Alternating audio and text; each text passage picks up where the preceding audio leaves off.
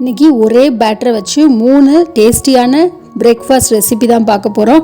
அதுக்கு நான் வந்து பாசி பயிர் இருக்கு இல்லையா, அந்த தோலோடு இருக்கக்கூடிய பயிரை நல்லா கழுவிட்டு நைட்டு ஃபுல்லாக வந்து ஊற வச்சுருங்க. ஒரு நைட்டு ஃபுல்லாக ஊறினா நம்மளுக்கு சூப்பராக இருக்கும்.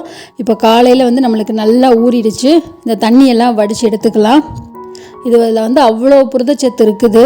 இது வந்து வெயிட் லாஸ் பண்ணுறவங்களுக்கு, முடி வந்து அதிகமாக கொட்டிக்கிட்டே இருக்குது, முடி நல்லா வளரணுங்கிறவங்களுக்குலாம் சூப்பரான ஹெல்த்தியான ஒரு இது கூடவே வந்து கொத்தமல்லி, கொஞ்சம் வந்து இஞ்சி சேர்த்துக்கிறேன். அது கூடவே வந்து பச்சை மிளகா, நான் வந்து ஒரே ஒரு பச்சை மிளகா சேர்க்குறேன் காரத்துக்கு.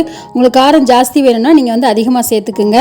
இந்த அளவுக்கு நம்ம அரைச்சி எடுத்துகிட்டு வந்துடணும். அந்த மிக்சிலேயே ஒரு 1/2 டம்ளர் தண்ணி ஊற்றி நான் கலந்துக்கிறேன். ரொம்ப தண்ணி ஊற்றாதீங்க. இதுக்கு தேவையான அளவு உப்பு சேர்த்துக்கலாம். இதை புளிக்கெல்லாம் வைக்கணும்னு அவசியம் இல்லை. நம்ம வந்து அரைச்சிட்டு உடனே செஞ்சிடலாம்.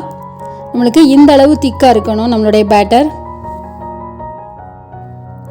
ஸோ இன்றைக்கி வந்து நான் வந்து டோஃபுன்னு சொல்லக்கூடிய சோயாவில் செஞ்ச பன்னீர் எடுத்திருக்கேன். நீங்கள் நார்மல் பன்னீரும் செய்யலாம். அதை துருவிட்டு அதில் கொஞ்சம் வெங்காயம், கொத்தமல்லி தழை, மிளகுத்தூள் காரத்துக்கு, கூடவே கொஞ்சம் வந்து ஜீரா பவுடரு, அது கூடவே உப்பு சேர்த்துக்கிறேன். இந்த மசாலாவுக்கு தேவையான உப்பு மட்டும் சேர்த்துக்கிறேன்.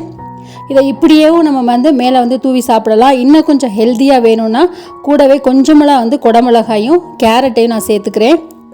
இப்போ வந்து பார்க்குறதுக்கு கலர்ஃபுல்லாக இருக்கும், நம்மளுக்கு வந்து ஹெல்த்தியாகவும் இருக்கும், டேஸ்டியாகவும் இருக்கும் சாப்பிட்றதுக்கு. நான் வந்து ஒரு இரும்பு கல்லில் வந்து தோசை போட்டுக்கிறேன். இது வந்து கொஞ்சம் கனமாகவே போடுங்க, ரொம்ப லேசாக போட வேணாம். இந்த அளவு சேர்த்துட்டு நம்ம ஏற்கனவே இப்போ மிக்ஸ் பண்ணி வச்சோம் இல்லையா, அந்த டோஃபுல உள்ள மசாலா, அது எல்லாத்தையும் மேலே அந்த மாதிரி நல்லா ஃபில் பண்ணிக்கிங்க. நான் வந்து மேலே நல்லெண்ணெய் சேர்க்குறேன். சின்ன ஸ்பூனில் ஒரு 2 ஸ்பூன் எண்ணெய், உள்ளே 1 ஸ்பூனும் வெளியில் 1 ஸ்பூனும், இந்த ஸ்பூனில் தான் சேர்த்துருக்கேன் நான். ஸோ இதை மூடி போட்டு ஒரு 5 நிமிஷம் அப்படியே லோ ஃப்ளேமில் விட்டுருங்க. ஸோ ஒரு 5 மினிட்ஸ் கழிச்சு எடுத்து பார்த்தீங்கன்னா பின்னாடிலாம் பார்க்கையில உங்களுக்கு தெரியும், நல்லா வந்து ஒரு கோல்டன் கலரில் வந்திருக்கு. மேலே நம்ம போட்ட காய்கறிகள்லாம் வந்து ஒரு அரைப்பதத்துக்கு சூப்பராக வெந்து வந்துடுச்சு. ஸோ அவ்வளோதான், நம்மளுடைய சூப்பரான ஒரு ஹெல்த்தியான ரெசிபி ரெடி.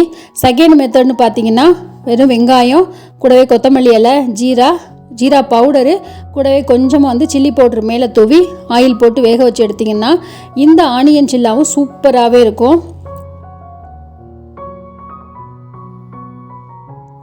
அடுத்தது பார்த்திங்கன்னா குழந்தைங்களுக்கு நான் மேலே வந்து கேரட் தூவிருக்கேன். அவங்களுக்கு கொஞ்சம் லேசாக ஊற்றிட்டு இந்த மாதிரி கேரட் துருவி கொடுக்கையில் அவங்களுக்கு சுற்றி வந்து சூப்பராக கிறிஸ்பியாக வந்து வெந்திருக்கும். அவங்களுக்கு இது ரொம்பவே பிடிக்கும். இது சூப்பரான புரோட்டீன் சத்து நிறைந்த ஒரு ஹெல்த்தியான ஒரு பிரேக்ஃபாஸ்ட்டு. கண்டிப்பாக ட்ரை பண்ணி பாருங்கள்.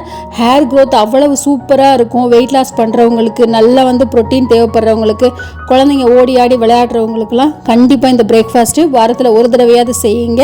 நம்ம ஒரே பேட்டரை வச்சு நம்ம என்ன மேலுமோ ஃபில்லிங் அது சூப்பராக போட்டு சாப்பிட்டுக்கலாம். ரொம்பவே டேஸ்டியாக ஹெல்த்தியாக இருக்கும்.